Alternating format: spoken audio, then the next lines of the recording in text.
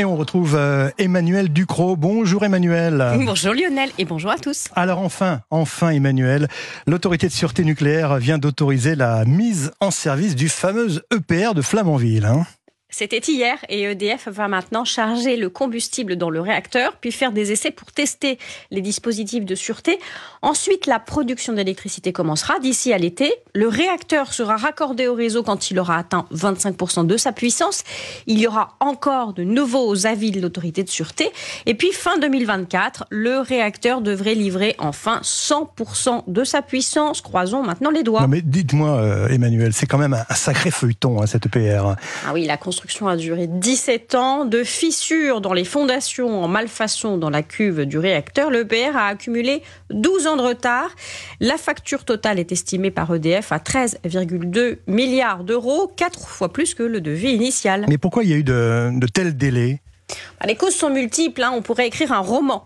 L'EPR de Flamanville, qui est une tête de série, c'est-à-dire un prototype, a essuyé tous les plâtres. Mais il y a d'autres raisons. Lors de la commission d'enquête sur la souveraineté nucléaire menée l'an passé par les députés Schellenberger et Armand, Henri Proglio, le directeur général d'EDF de 2009 à 2014, a expliqué que la double parenté franco-allemande du projet a entraîné un niveau de complexité énorme, notamment parce qu'il fallait satisfaire aux exigences de deux autorités de sûreté. Des exigences qui ont encore été rehaussées tout au long du processus par la pression antinucléaire. Alors ça n'est pas une fatalité. 3 EPR sont entrés en fonctionnement depuis 2018, on ne le sait pas beaucoup, mais il y en a 2 qui marchent en Chine, un en Finlande depuis 1 an, et 2 autres sont en construction sans problème en Grande-Bretagne. Alors il y en a quand même, Emmanuel, qui font grise mine à l'annonce de la mise en service de cet EPR. À tout ce que la France compte d'antinucléaire pathologique, roi du double discours, ils stigmatisent depuis des années les retards qui rendent selon eux le nucléaire incapable de répondre aux enjeux, tout en ayant tout fait pour ralentir le processus. Évidemment, maintenant qu'il aboutit, c'est une défaite et ça ne va pas non plus pour eux. Il fallait lire hier le communiqué de presse du réseau Sortir du nucléaire. C'est un bijou de mauvaise foi. Alors j'ai vu aussi que l'association antinucléaire accuse les autorités de ne pas tenir compte des alertes très étayées, dit-elle, lancées via l'enquête publique qui a précédé justement les autorisations de la SN.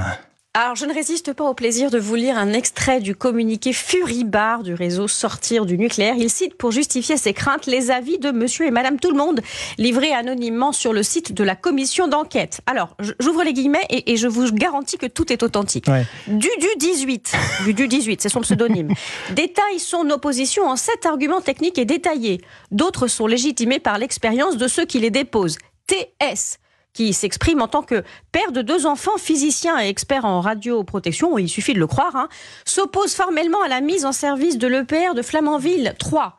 Frédéric 871, qui a travaillé 6 ans chez Areva, juge lui que l'industrie française n'est plus apte à assurer la sûreté. Pourquoi justement avoir une autorité de sûreté quand on peut avoir Frédéric 871 dans son canapé, je vous le demande. Les dernières cartouches un peu ridicules de l'antinucléarisme. L'EPR en fonctionnement va finir de ringardiser ses irrationalités. Il permettra à la France surtout de continuer sa trajectoire de décarbonation. Sa production électrique est, je vous le rappelle, parmi les plus propres du monde. Il faut toujours le rappeler, effectivement. Merci Emmanuel Ducrot, à demain.